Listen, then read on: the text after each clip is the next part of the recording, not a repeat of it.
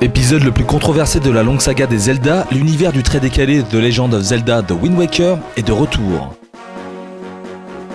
L'immensité de ces océans, les interminables traversées maritimes, son monde composé d'îlots, l'habillage cartoonesque, pas de doute possible, les liens de parenté qui unissent The Wind Waker à Phantom Hourglass sont aussi évidentes qu'un nez au milieu de la figure. Ajoutez à cela l'arrivée de la série sur DS et on se met alors à fantasmer quant aux possibilités de gameplay que nous offre la portable bi-écran de Nintendo. Alors, qu'en est-il vraiment ? À contexte différent, conséquences équivalentes. Chez Nintendo, il est impressionnant de constater la récurrence du prétexte à l'aventure. Comme souvent, c'est la recherche d'une jeune demoiselle qui se fera le point de départ de l'histoire. Mais on en a désormais l'habitude, les jeux estampillés Nintendo se veulent être avant tout des expériences de gameplay à vivre manette en main. Il s'agissait donc ici d'utiliser intelligemment les fonctionnalités de la machine, afin d'éviter les mini-scandales qui avaient fait suite à l'adaptation vite fait bien fait de Twilight Princess sur Wii. Mais contrairement à ce dernier, Zelda Phantom Hourglass a entièrement été pensé pour la console au double écran. À la manière d'un Zelda 2D, la caméra se placera en vue de dessus. Ici, vous pouvez oublier la croix directionnelle et les touches, puisque tout se fait au stylet. Simple, immédiate, instinctive, les qualificatifs élogieux ne manquent pas pour définir la prise en main de Zelda Phantom Hourglass. Il suffit, un peu à la manière d'un Animal Crossing Wild World, de pointer le stylet sur l'écran pour que Link se dirige dans la direction voulue. Les attaques se font tout aussi simplement, pointer un ennemi pour une attaque sautée, tracer une petite courbe pour trancher, un trait vif vers l'avant permet l'estoc, et enfin dessiner un cercle déclenche l'attaque circulaire. Dans Zelda The Wind Waker, la navigation demandait l'aide du vent qu'il fallait faire souffler dans la direction voulue. Mais ici, Link navigue aux côtés du capitaine Ninbak à bord d'un bateau à vapeur. Il suffira donc de tracer son itinéraire sur la carte et la navigation se fera automatiquement.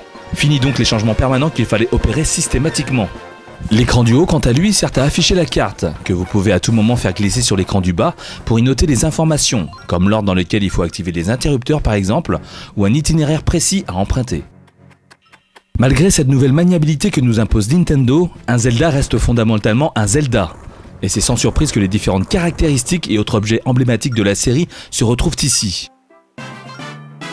La monnaie se compte en rubis, notre barre de vie est divisée en cœurs, les bombes explosent les murs fissurés, bref, les ingrédients qui ont forgé la réputation de la saga sont encore là. Les énigmes jouissent comme on pouvait s'y attendre d'un constat similaire. Inutile donc de vous les énumérer, vous les connaissez déjà par cœur. Entre le switch à activer ou le bloc à déplacer pour maintenir enfoncé un interrupteur, l'amateur s'y retrouvera aisément. Là où les Zelda compensaient ces mécaniques ultra rodées par des donjons au level design relevant généralement du génie, nous avons été franchement déçus par ceux proposés dans Zelda Phantom Hourglass. Courts, linéaires, faciles, ils sont en plus de cela bien peu nombreux. Mais à croire que Nintendo a tout prévu, et pour éviter que la durée de vie n'en devienne ridicule, une sorte de fil rouge a été mise en place. Techniquement, comme en témoignent ces images, préparez-vous à être étonné.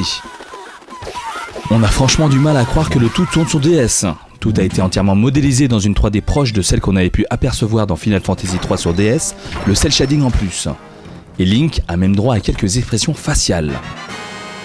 Zelda Phantom Hourglass est un très bon titre, cela ne fait pas l'ombre d'un doute.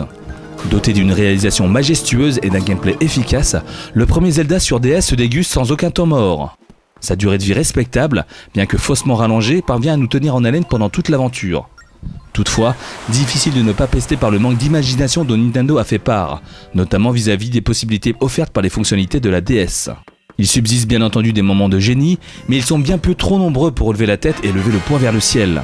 À la manière de Zelda Twilight Princess, Phantom Hourglass se repose surtout sur du déjà vu et du déjà vécu, la surprise Wind Waker étant désormais dans le rétroviseur depuis belle lurette.